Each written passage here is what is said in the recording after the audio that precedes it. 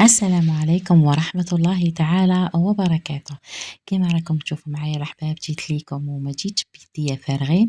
جبت لكم أروع وأجمل، نقولوا ميني بيتزا، نقولوا خبيزات صغار ديريهم حبيبتي في هذه الصيفة إن شاء الله اللي راهي داخلة علينا مناسبة الامتحانات. إن شاء الله التوفيق لوليداتنا. ديريها مناسبات الأفراح، كذلك تقدميها مع شربات، ولا تقدميها مع ليمونات، المهم تلقايها كل حسنة. بسم الله وعلى بركة الله نبدأ، بلا ما ننساو دائما الصلاة والسلام على رسول الله خير خلق الله. عندنا عجينة ولا أروع، راح نديروها وتقدروا يعني كيفاش نقول لكم، ترجعوا تستعملوها في شحال من عجائن اللي هما عندنا هنا 3 كيسان نتاع فرينة اللي هي 500 غرام فرينة. شوفوا عندنا رطل نتاع فرينة دار لنا كمية ما شاء الله تبارك الرحمن. نديرو ملعقة كبيرة نتاع خميرة الخبز، وإذا كانت البرودة طبعا ديري ملعقة ونصف. نديرو معاها ملعقة السكر وملعقة محسن، أنا نقولو اللي هو حليب بودرة، وكأنك محسن ديري هنا ملعقتين حليب بودرة. شوفي حبيبتي اللي ما عندهاش حليب بودرة تقدري تعوضي حليب بودرة بكاس تاع حليب، يعني في بلاصة اللي تلميها غير بالماء لميها حليب وماء. هنا حبيبتي بعد لي وزنت الفرينة أنا نروح نضيف لها الملح. قلنا ضفنا 400 غرام فرينة ولا 500، يعني 3 كيسان. شوفي شحال تجيب لك، هي نورمالمون ديرنا حتى 400 غرام. درت لها ملعقة سكر، ملعقة خميرة، وملعقة صغيرة ملح، 4 ملاعق نتاع زيت، وملعقتين حليب بودرة إذا كانت متواجدة. إذا كانت مش متواجدة حبيبتي ديريها عوضيها بالحليب العادي. هنا طبعا ديما نديرو صفار البيض، يعني نحطوه نديروه للإحمرار، والبياض نستعملوه في العجينة. فهمتوني؟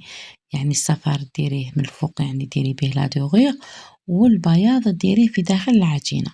هنا تبداي تلمي فيها الماء يكون دافي. قلت لكم تقدروا تعوضوا هذاك الملعقتين تاع الحليب بودرة بالحليب العادي، تسخنيه ولا تدفيه وديريه.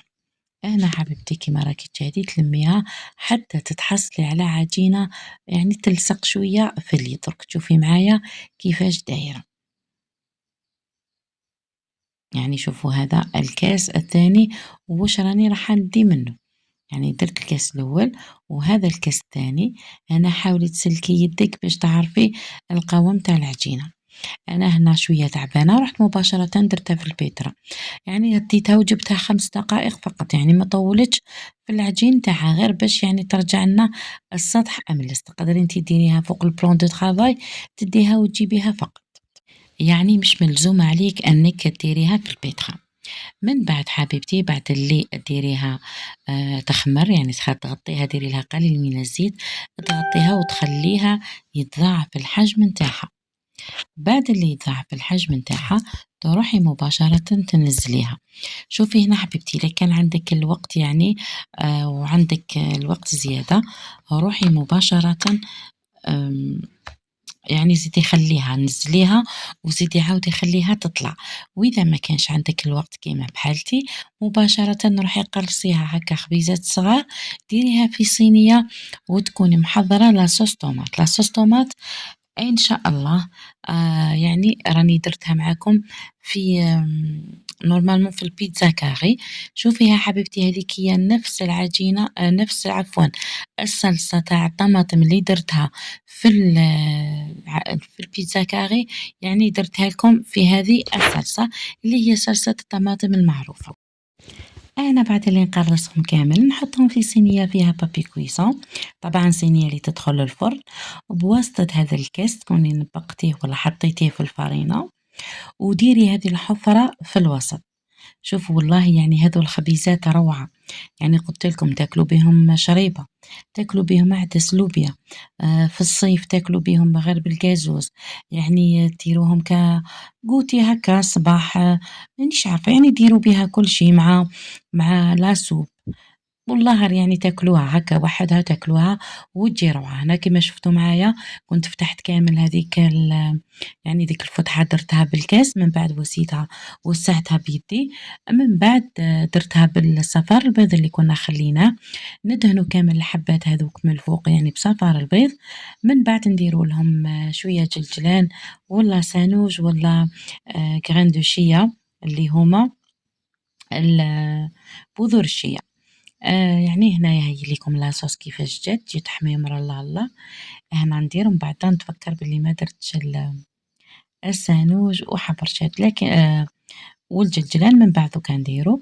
هنا ندير على كامل الحبيبات كذلك. هنا ندير الطون اللي عندها الطون. شوفوا هو هذو الزيادات اللي راني نزيد فيهم اختياري. هنا سانوج يعني هذوك الجلجلان ديريهم قبل ما ديري لاصوص طوماط. هنا طبعًا نزيدو نديرو فرماج رابي، زينتهم بحبة زيتون، دخلتهم للفرن على 180 درجة، بعد اللي طابو من التحت أنا عندي الكوشة نتاعي فونتيلي يعني تحمروا من التحت ومن الفوق en même temps، لكن اللي عندها الكوشة عادي تقدر تشعلها من التحت، لما يطيبوا تشوفيهم حمارو طلعيهم شعلي لهم من الفوق، من بعد زينتو بالمعدنوس، طبعًا مسحتهم مسحة خفيفة بزيت الزيتون.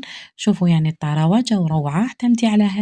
اعتمدي هذه الوصفة نتاع العجينة للبيتزات. يلا سلام.